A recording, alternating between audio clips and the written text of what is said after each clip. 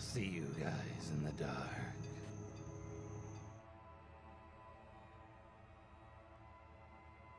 This happened to me about 2 years ago when I was 17. My family went out for a day to go shopping for food, and I stayed home alone. I was in my room, playing games on my computer with my headphones on, and I always keep my door closed. So after about an hour, I get up to go to use the restroom. Both the bathroom and my room are on the second floor, and our house at the time was a 2-story detached house in the West Belfast. So when I get back to my room, I remember closing the door and continuing to play games. About 30 minutes later, I go to check my phone, but realized I left it in the bathroom. I get up to go get it, and notice my door is slightly ajar. Now my house isn't drafty, and I know the door is good, and doesn't open due to the wind or whatever, so it catches me off guard. But I remember that I probably just didn't close it all the way, and head out to get my phone. I come back and continue to play, making sure I closed the door on my way back in. Sometime later, I hear my family come back home. I hear them bringing the first load of shopping into the kitchen and go to the car to get more. When they come back in, they call my name, and I head right downstairs. When I came down, I saw that the back patio door was lying wide open. They asked me was I out the back at any point while they were away, and I told them that I hadn't. We looked outside and saw one of the deck chairs was pulled over to a lower part of the fence, facing a small area of woodland leading into another street, obviously not where it should be. This shocked me. My mind raced with ideas of what the hell was going on. This is my own personal theory. Somebody had managed to get in, most likely through the back door. They had just went in to see if the house was clear. Went upstairs, opened my door, and saw me. Then they must have decided to wait downstairs for some reason, maybe thinking I would leave, or they would just ambush me. But I'd gotten scared of and hid when my family returned, using the fact that they had left the kitchen to go bring in more shopping to slip out as fast as they could, and use the chair to just get over the fence. Even with this idea, I don't understand why they would risk coming in, given that it was in the middle of the day. Plus, if they had seen my headphones on, why not just come up behind me and deal with me then? The worst thing about it is that I have no concrete proof of what just happened that day. I have no idea why someone came in, how they got in, or who they were. But one thing I feel certain in is that somebody did come in my house that day. There's more to the story though. A week or so later, it's late at night, and I'm in my room playing games. While playing, I end up drifting off to sleep. I am woken up by my mom calling and shaking me, asking me if I was outside. I told her no, I've been here all night, I was asleep. She explains to me that while she was lying in bed, she heard the back door slap, and as her room was just above the kitchen and back door, she felt the shake of the slam. My stepdad was working night shift at the time, so it was only me, my mom, and sister in the house. I go downstairs to check to see if everything's okay. The door is wide open. Our back garden was in pitch black darkness, so not knowing if anyone was out there, I closed and locked the door. Looked around the garden from inside with a torch. I didn't see anything outside, and decided to stay downstairs for a few hours, keeping a lookout. The next day, we changed the locks. The strange thing about both of these instances is that nothing was stolen. None of our things were missing, and it seemed that nothing had really been moved or any drawers locked though. There was absolutely no explanation for this, and to this day, it just baffles me. We had discussed getting the police involved, but we felt that because there was no serious evidence of a crime taking place, that we would be moving out of that house in a matter of weeks. We decided there wouldn't really be anything that they could do to help. So we just changed our locks and made absolutely sure to keep things locked and watched until we had moved out of that house.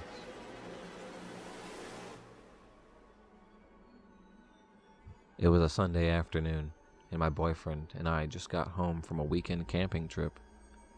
We unpacked quickly, and he went to the shower right away before he had to leave for work. I anxiously kept unpacking everything, and hated the fact that I would be alone in the house until around 11 p.m. when he got back home. Our house is old, creepy, and kind of secluded. After he left, it was my turn to shower. I always made sure to shower when it was light outside, so I wouldn't be as paranoid about every noise. I got out of the shower, wrapped my hair in a towel, and threw the house coat on. Laying on my bed, playing on my phone, I heard the front door handle jiggle loudly. I waited for a moment, and heard the front door jiggle more aggressively. Feeling irritated, I immediately assumed my boyfriend forgot his work keys, house keys, or phone, and had to turn back, meaning he'd be late for work. I got off the bed, annoyed, and went to open the door for him. When I got to the door, I saw a strange man staring back at me through the door window. He was holding the handle and turning it. He made eye contact, and his eyes were wide. I grabbed my phone and frantically checked every window to see if the man ran to the backyard. We don't have any fences, and I live in a wooded area. I couldn't see him or find him, and at the time I didn't know if he came because he knew I was home alone, or if he had been watching the house and saw that it had been empty the past few days. Either way, I grabbed my car keys, scooped up the dog, and got the F out of there.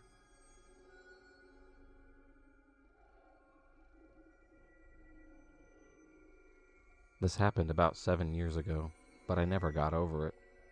I was living in a basement suite at a relatively quiet street in a small town where nobody typically hung around at night. Being young and stupid, I often didn't bother to close any blinds, even though our windows were all at ground level. It was about midnight, and I was lying on my bed in the nude and talking to my boyfriend at the time when the lights on. So basically, due to my idiocy, anyone could see inside and look at me, but I wouldn't have been able to see them. More stupid than this was that my boyfriend and I decided to have phone sex under these conditions. When I was done on the phone and had gotten dressed, I went into my roommate's bedroom to hang out with her.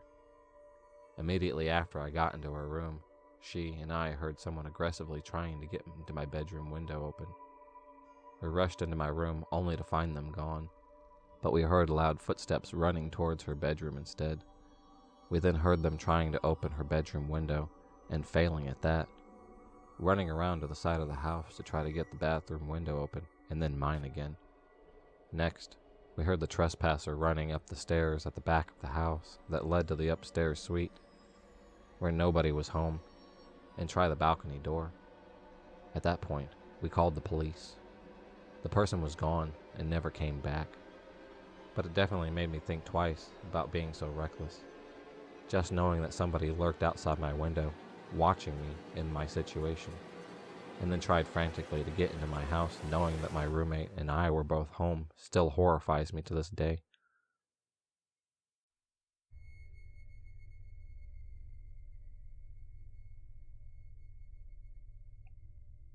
So, when I first went out on my own and got my first Section 8 apartment, I could not afford a phone.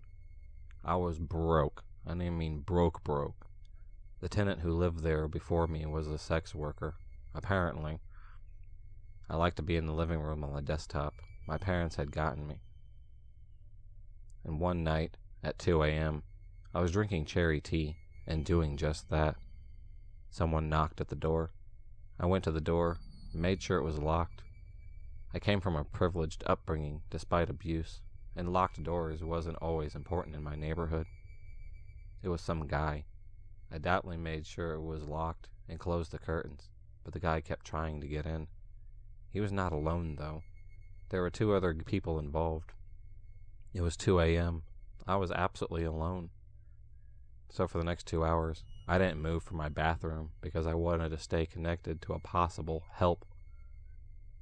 I frantically messaged anyone I knew. Finally, a friend in Washington State asked if I wanted them to call the cops for me. That was at 5 a.m. They did, but by the time the cops finally came, someone had kicked in my bedroom window, and my kitty had gotten out. Apparently, he was climbing in at that point, so it would have become a completed home invasion. The cops never followed up with me, which I found weird. I was obviously shaken up, so I just tried to move past it, because it's not like a completed home invasion, just a half a one.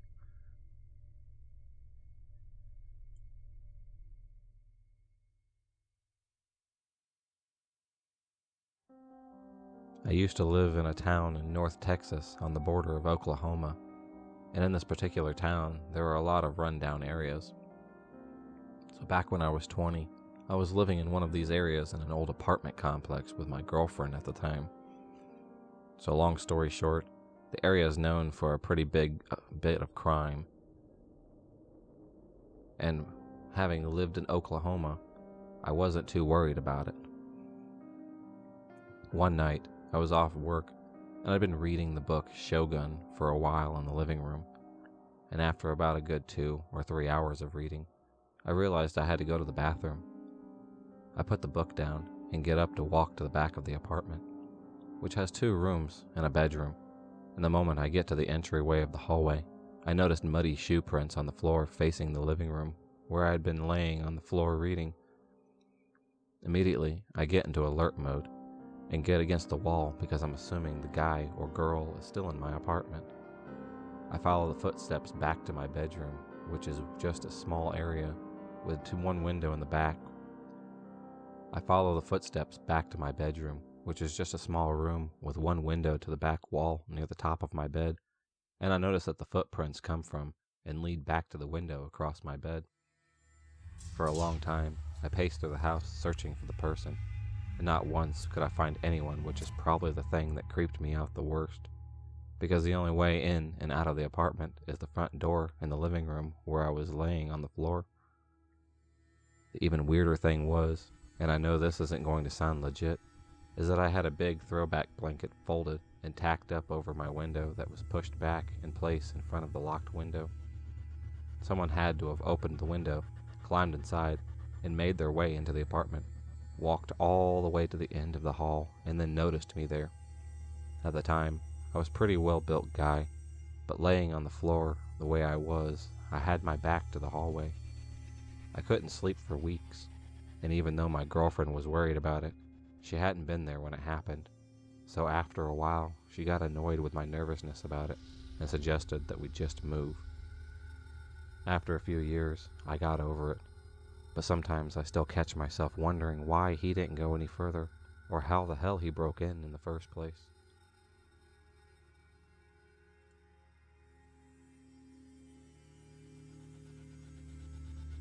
So this is how it goes.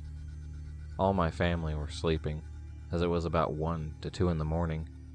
My mom's boyfriend was on the couch in the living room and woke up to me sleep talking to turn the heat off, so he got up and turned the heat off and tried to go back to bed, but then heard the door handle shaking, so thought it was our cat who frequently scratches at the door to get in. It might be the cat trying to get in, but he saw the door handle go all the way down. The door has a deadbolt, so the handle could go all the way down, but still not open the door. This is when my mom's boyfriend realized it probably wasn't the cat, and it was a person, so he went over and opened the door real quick to see who was there.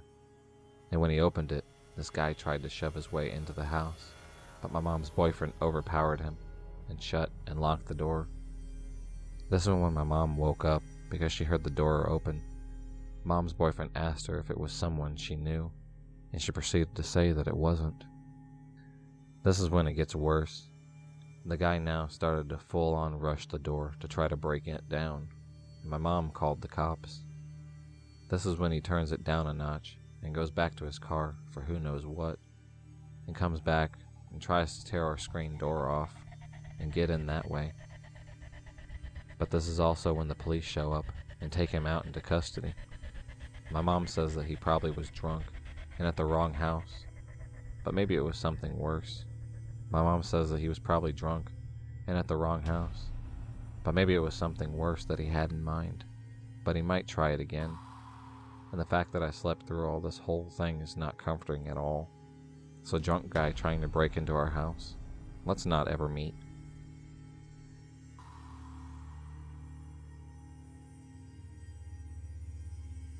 So my parents have been divorced since I was like 5 or something, and I was very occasionally visiting my father for events like birthdays.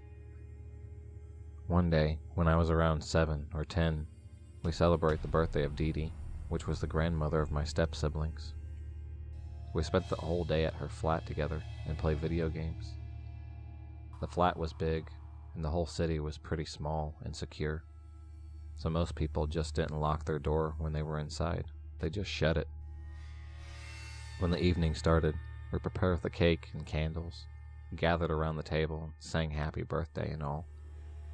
Everything was fine, and we started to feel a bit sleepy while the adults chat peacefully while drinking coffee and smoking.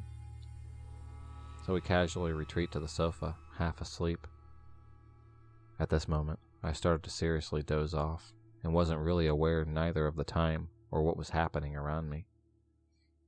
The sofa being pretty comfy, but in my half sleep, I heard all the adults chat stop all of a sudden and felt very uneasy, so I fully woke up.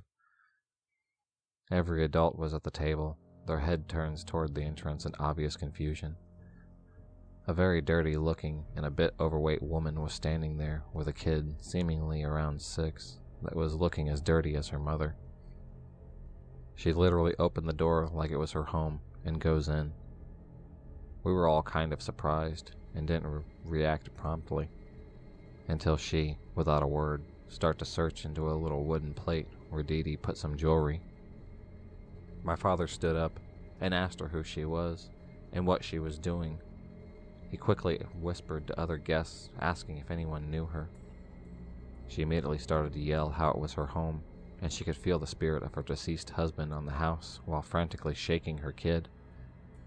Dee Dee was a very nice and generous lady in her 50s at the time, and was worried about the kid, so she tried to calm the situation and explained that she was in her house and that the poor child seemed hungry. She then offers to give part of the cake before them leaving. She continued to scream at us, calling all of us disgusting names, and basically be incoherent, then goes straight to the creamy fruit pie and slams her dirty fist right on it. She then proceeds to eat it with her 2 hands, leaving the kid behind. It was literally like watching a pig eating.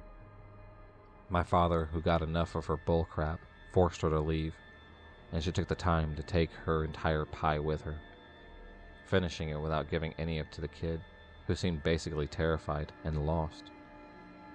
The adults called the police and asked for some of us to stay to answer the police questions while the kids should go home with their father. The police arrived, and they didn't even arrest her or took care of the child. They just told us they knew her and her bullcrap, but that the child was a new thing, implicating that the child wasn't even hers. While the policeman was heading inside our flat, we got inside the family car to get back home as quickly as possible, when out of nowhere, she just appears next to the car and starts slapping the window with her hands still full of cream. She was screaming that she would end us and that her husband's spirit would follow us. We were terrified. We finally drove off, and I never knew what basically happened to him or who the hell she was. I later on stopped to go to my dad's because of other reasons. So yeah, old dirty lady, let's never meet again.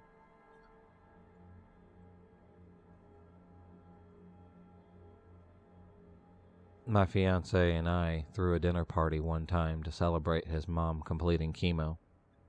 I hired a caterer.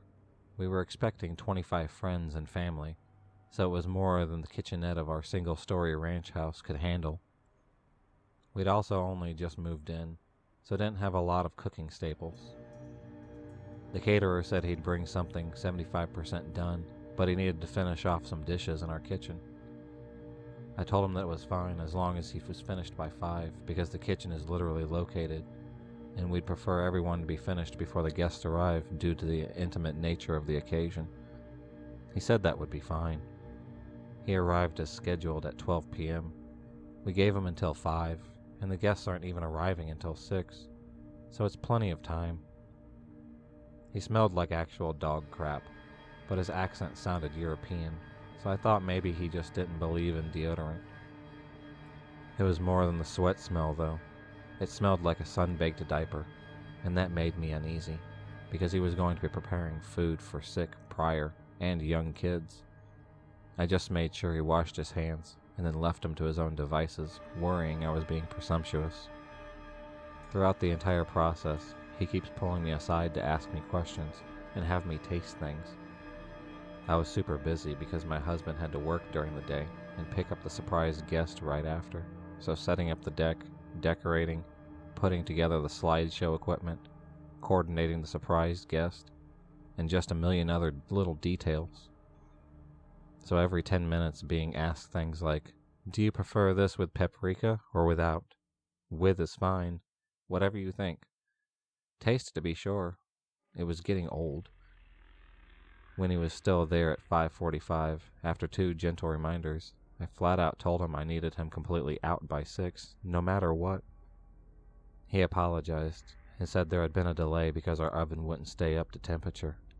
I'd never had a problem with our oven, but I figured he's a professional. Maybe it was a subtle problem. A little before 6 rolls around, a few of our friends start trickling in.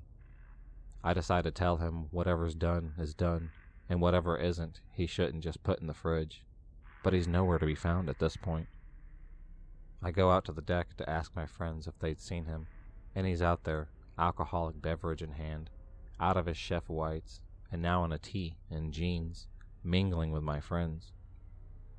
I walked out just in time for him to introduce himself to my cousin-in-laws as a good friend of mine. Nope, too weird for me. I met him in person for the first time barely 6 hours ago. I told him he needed to leave. Now. So he just goes inside, gets his bag, and makes a beeline for my bedroom. I'm taken aback. I tell him, "Excuse me, where are you going?" And he says, "To change." So first of all, we have a guest bathroom, clearly visible. Second, why can't he wear a t-shirt and jeans home? I tell him I'm not comfortable with him going in my room because he insists it's only a second, and goes in and shuts and locks the door. I couldn't even get a word out before he went in, and felt helpless. I was going outside to ask one of my friends to help me usher him out, but at that point, my fiancée got there, with my aunt-in-law. I had to explain the situation to him, nearly in tears at that point, and he was like, "What?" He went into the bedroom. Why? So he pounded on the door, and the caterer came out, still in a t-shirt and jeans, and my fiancée said, "You shouldn't be in there. You should leave." And the caterer said, "Excuse me, but this is not your house. It is not up to you to decide." And my 6'4", 260-pound fiancée tells him, "Yes, actually, this is my house," and puts a hand on his back and guides him to the door. The caterer said, "I thought Frantic Slutter lived here." And he says, "Yes, my fiancée lives here with me." And the caterer goes nuts. He turns to me and screams, "You lied to me. You lied to me." I have no clue what he's talking about. He starts yelling about how I led him on and calling me a bitch for some more. I don't know who thought the man in the pictures was with me in the house. So my fiancée says, "Oh no, you won't talk that way in my house. Find the door."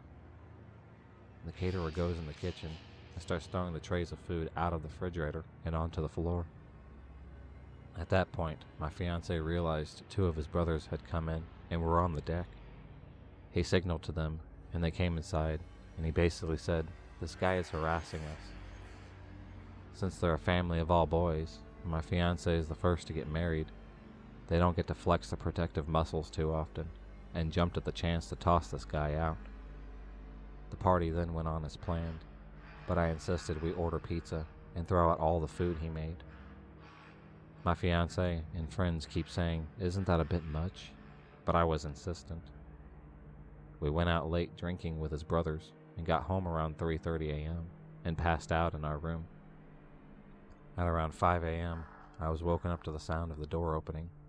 I figured either we forgot to lock the door in our drunken stupor and it blew open, or one of his family forgot their keys or something in the house and didn't want to wake us. But his parents never, ever let themselves in when they know we're home, and his brother had even more than we did, and was definitely not awake and driving around at 5 a.m. It wasn't nearly windy enough for the door to be blown open, and it had been tranquil all night. So I woke up my fiancé and whispered, "Someone just came in the house." And he said the same thing, probably my brother left his wallet or something. I figure I'm being paranoid and try to put it to rest when I hear a loud crash sound. With that, my fiancé was up and on his feet in one movement. He told me to lock myself in the closet and call 911 while he went and looked around. As I was pulling out my phone, we hear the distinct accent, "Frantic Slutter? Hello?" And I realized it's just this insane caterer. I'm not worried about this caterer physically overpowering my fiancé, or me for that matter. So I charge right out there. The caterer is shirtless and clearly on something. He's taking the pictures that are just of me and take them off the wall, and holding several in his arms already. He lunges towards me when he sees me. My fiancé gets between me and him, and I call 911. My fiancé tells him the cops have been called out, and it is in his best interest to get off the property. The caterer says, "No, I have to make sure Frantic Slutter is okay." And I say, "What? Why wouldn't I be okay?" And my fiancé rightfully says not to engage with him and feed into it. My fiancé stays between me and him while I climb out a window. He watches as the caterer throws photos of us out on the floor. He's begun to destroy our kitchen at this point, and when the cops come in, he's got a butcher knife.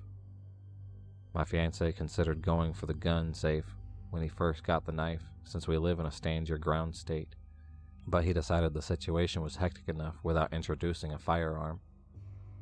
Caterer doesn't obey the police, orders to drop his weapon, and he says he isn't leaving without me, so they tase him. It's lucky for him he only got tased, and he didn't antagonize my husband into squashing him. As he's let out in cuffs, he's shouting now. He and I are in love, and I figured I chose a macho thug over a sweet, sensitive artist like him, and all women are whores, etc., etc. He continues on this triad the entire time police are reading him his rights. The police ask us to do an inventory of the house and see if anything's missing or damaged besides what we witnessed him do. We go around, and there's nothing. But then I remember he was in our room yesterday, and go through our room. All my panties from the dirty laundry hamper were gone, and some of my unmentionables had been moved from where I kept them. We were so freaked out in the aftermath that we replaced all our kitchenwares, toothbrush, sent our sheets to be professionally cleaned, and had a cleaning crew do a deep clean of the whole house. He sent me letters from prison that thankfully my husband intercepted.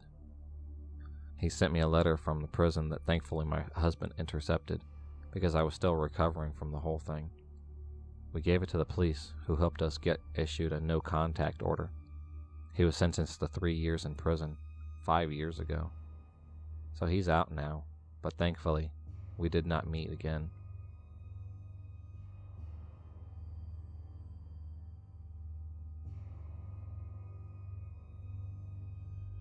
For context, I was a 20-year-old female, a female and a senior in college at that.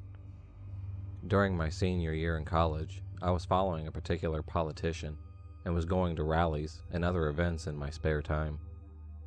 Me and my friends were having a ball and loved being involved. One particular rally I went to was in the city.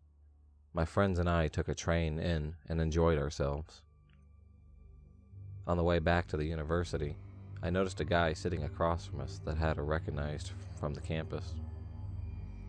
On the way back to our university, I noticed a guy sitting across from us that I had recognized from the campus. He was pretty cute, and I remember seeing him around, as we must have had some mutual friends. I said hi to him, and to my delight, he also recognized me. We spoke for a few minutes and discovered we were both at the same rally. By the end of the train ride, he asked me for my phone number. I remember thinking, wow, a cute guy, and we have some things in common? So I gave him my number, but didn't think much past that. About a week later, I received a text from him. He asked me if I'm free this weekend, and if I could be interested in meeting up and having a drink or two. This particular time was during a break from school, so not many people were around. For whatever reason, I had chose not to go home. In my naive mind at the time, I thought, great, I have a place to call myself. I meet him at our local bar, and we have a few drinks. It was pretty quiet for a Friday, as it was break time, and after an hour or two, decided to leave. I invited him back to my place for a bottle of wine and to hang out some more. He wound up staying the night and leaving in the morning, but when I woke up, for whatever reason, I had an uneasy feeling. Nothing bad had happened per se. I just didn't like how things had went. I felt like he was so serious, not laughing or smiling the entire evening. Although he always had a drink in his hand, I realized he wasn't really drinking them. The entire evening, he was kind of shifty and nervous. The only way I can describe it is like he was on a mission and waiting for something. These were all red flags to me. I felt bad, but I just was not interested in this guy. To my relief, he didn't text me for a while after that, and I assumed he came to the realization that it wasn't a good match.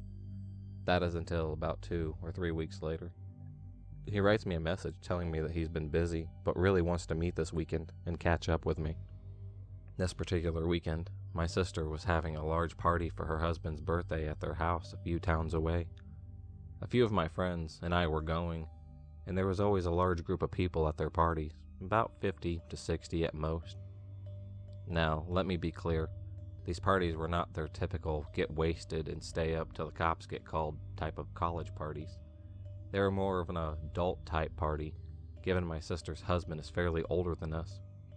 Don't get me wrong, there was plenty of drinking going on, and they were very fun. Just more of an adult type barbecue with day drinking.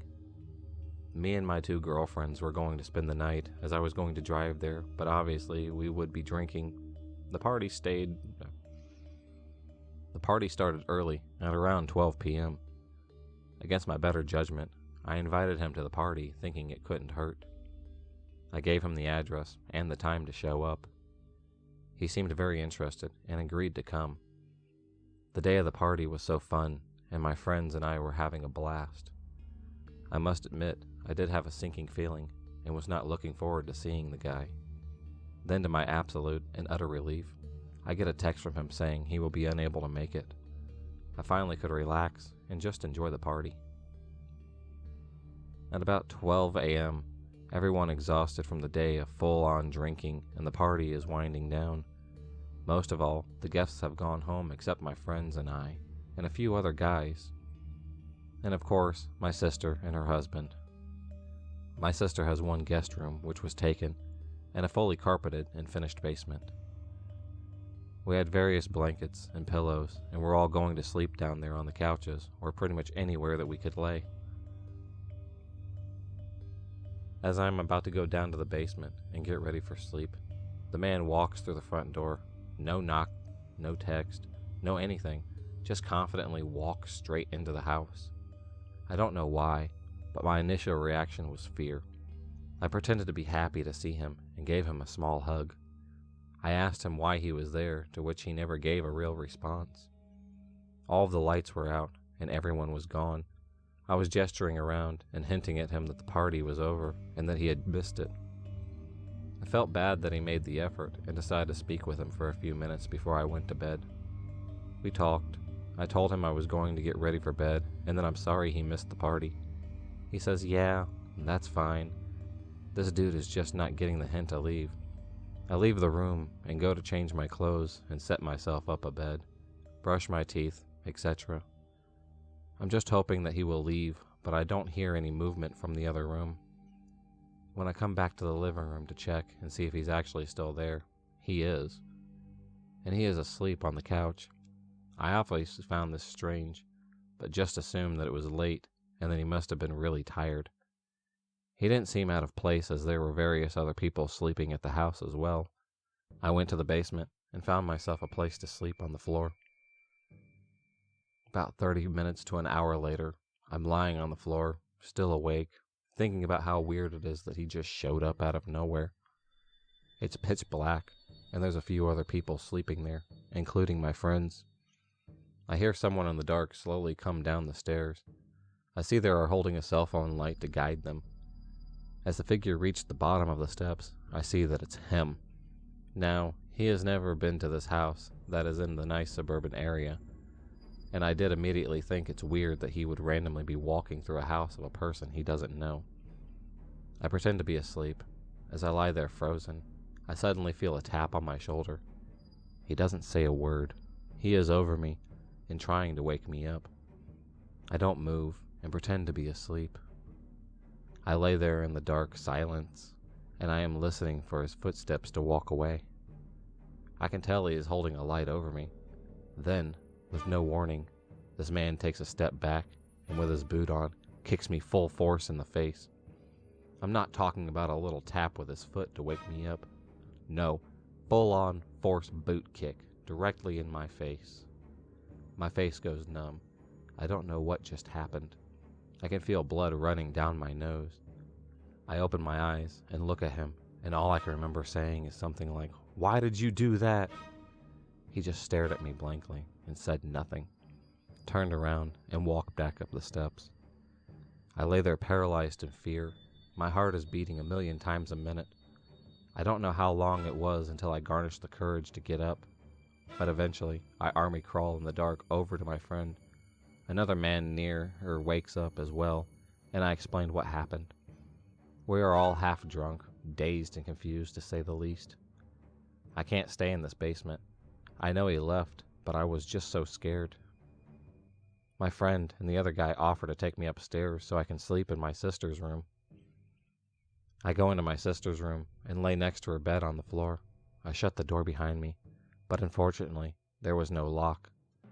I don't know how, but eventually I fell asleep. At some point, I wake up to my sister leaning over me. She asked, "What happened to your face, and why are you in my room?" Right as I'm about to answer her, my friend who had helped me the night before comes flying into the room. She tells us that the guy is still there and asleep on the couch. She runs out, and I can hear her screaming at him to get up and get the heck out of the house. I hear him arguing back and asking her where I am. My friend tells him I've left, and he begins arguing that he knows my car is still there, and that I hadn't taken my purse. Eventually, he leaves. After that night, he wrote me a message a few days later as if nothing had happened, asking me to hang out again. I blocked him, and have never heard from him again after that. I graduated only 2 months later, and thankfully never even saw him on campus again. To this day, I have no idea why he kicked me in the face, and how he had the balls to stay after that. I have learned my lesson about giving out my phone number, so creepy basement kicker, let's not meet again. If you enjoyed this video, please subscribe, like, and hit the bell for notifications on future videos, and become a stalker of the night, and I'll see you next time.